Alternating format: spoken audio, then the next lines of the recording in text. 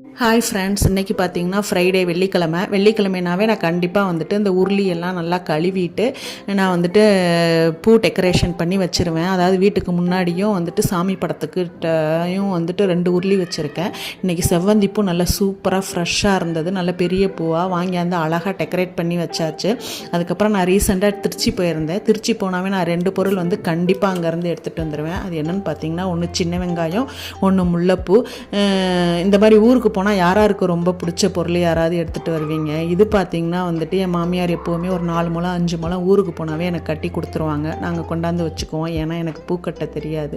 So அதனால் இப்போ பார்த்திங்கன்னா இந்த ஃப்ரூட்ஸ் வந்து நான் ஏற்கனவே உங்கள்கிட்ட காமிச்சிருக்கேன். இந்த ஃப்ரூட் பேர் வந்து பெர்சிமன் ஃப்ரூட்டு. இது எங்கள் வீட்டில் உள்ள எல்லாருக்குமே ரொம்ப ஃபேவரட்டான ஃப்ரூட்டு. இது வந்துட்டு கிடச்சிது, அதையும் வந்து வாங்கியாச்சு. அதுக்கப்புறம் இது சின்ன வெங்காயம், ஊருக்கு போயிருந்ததுனால முல்லைப்பூவும் சின்ன வெங்காயமும் வாங்கிட்டு வந்தாச்சு.